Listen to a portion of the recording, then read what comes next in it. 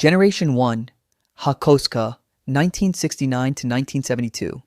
The story begins in 1969 with the PG-C10, a four-door sedan that would soon be joined by the KPG-C10 Coupe, universally known as the Hakosuka, a fusion of the Japanese words for box and skyline.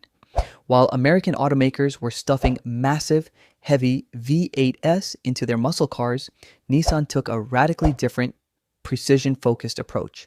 They dropped in the legendary S20 engine, a 2.0-liter inline-six featuring dual overhead cams, 4 valves per cylinder, and triple Mikuni Solex carburetors. It produced 160 horsepower and revved with the violent intensity of a dedicated race car. The Hakosuka wasn't just built to look fast on the streets, it was engineered to dominate the track, securing an astonishing 52 victories in Japanese touring car races over just 3 years. It firmly established the GT-R philosophy, utilizing advanced engineering to punch far above its weight class.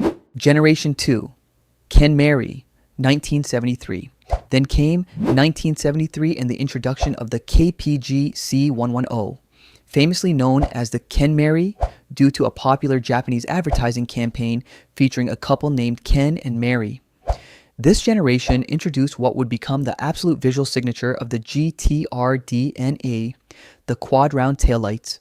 Mechanically, it carried over the brilliant S20 inline-six engine and added four-wheel disc brakes for improved stopping power. However, the Kenmari became a tragic hero. It was launched right at the dawn of the 1973 global oil crisis and the introduction of stricter emission regulations. The high-revving, gas-hungry S20 engine was no longer viable for mass production. Nissan was forced to halt the assembly lines after building only 197 units, making the Kenmari one of the rarest and most coveted Japanese classic cars in existence. After this brief run, the GT-R badge went completely silent for 16 long years. Generation 3, R32, 1989 to 1994. In 1989, the silence was broken. Nissan engineers were given a singular, ruthless objective: build a machine that would absolutely destroy Porsche and Ford in Group A racing. The result was the R32 GT-R.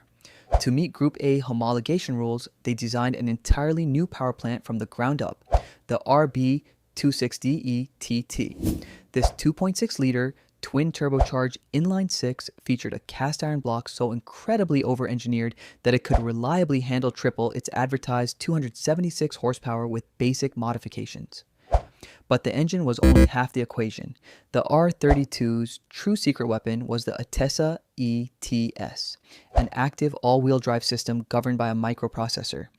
Unlike traditional four-wheel drive systems, the R32 operated purely as a rear-wheel drive car to maintain steering feel, but the instant its sensors detected wheel slip, the computer transferred up to 50% of the engine's torque to the front wheels in a fraction of a second.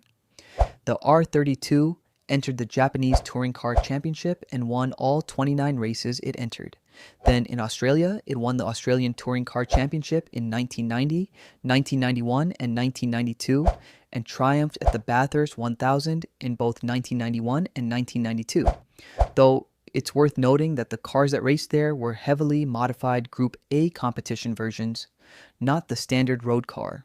For racing use, the Nismo developed RB260E-TT was reworked with a strengthened engine block and race-grade internals. The Australian automotive press was so stunned by this mechanical beast that they gave it a nickname that would echo through history: Godzilla. Generation 4, R33, 1995 to 1998. By 1995, the R33 GT-R arrived. Because it was slightly longer and heavier, to improve crash safety and high-speed stability, some purists initially dismissed it as the boat of the family. But the engineering telemetry told a vastly different story. Nissan significantly stiffened the chassis, refined the aerodynamics to reduce lift, and widen the track. They also introduced an upgraded all-wheel steering system, Super High-Cas, which actively turned the rear wheels by a fraction of a degree to optimize cornering stability. The computer governing the ATTESA all-wheel drive system was upgraded to react even faster, and the V-Spec models received an active limited slip differential. To prove the R33's superiority, Nissan took it to the ultimate testing ground, the Nürburgring Nordschleife in Germany. The R33 crossed the finish line in 7 minutes and 59.88 seconds, becoming the very first production car in history to break the mythical 8-minute barrier, deeply humiliating European supercar manufacturers on their own turf. Generation 5, R34, 1999 to 2002. In 1999, Nissan released the Golden Child, the undeniable pop culture icon, the R34 GT-R. The engineering team listened to the critiques of the R33, making the R34 shorter, wider, and significantly stiffer. They added a new 6-speed Getrag transmission, ceramic twin ball bearing turbochargers for faster spooling, and an advanced carbon fiber underbody diffuser to generate massive aerodynamic downforce. But the most revolutionary feature was planted right in the center of the dashboard. The R34 featured a multifunction display that provided the driver with real-time, raw telemetry.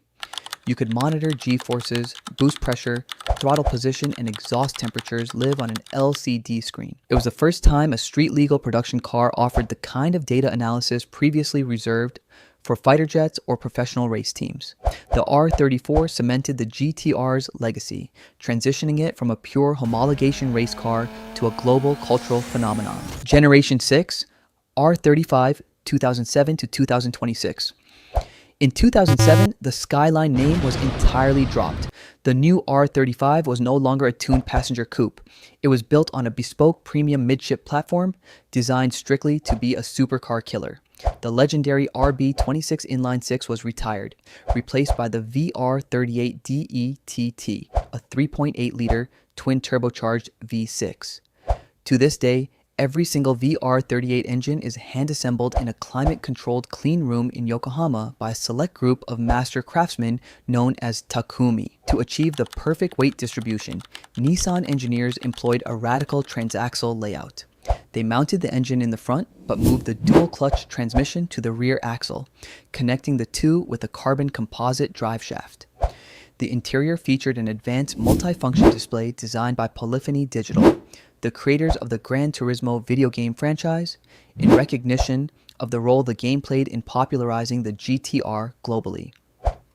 With its brutal launch control system and hyper-advanced traction algorithms, the R35 could rip from 0 to 60 miles per hour in under 3 seconds. It embarrassed million-dollar European hypercars for a fraction of the price, proving once and for all that absolute automotive dominance doesn't require a V12 engine or a prancing horse badge. It requires the right lines of code and relentless engineering obsession.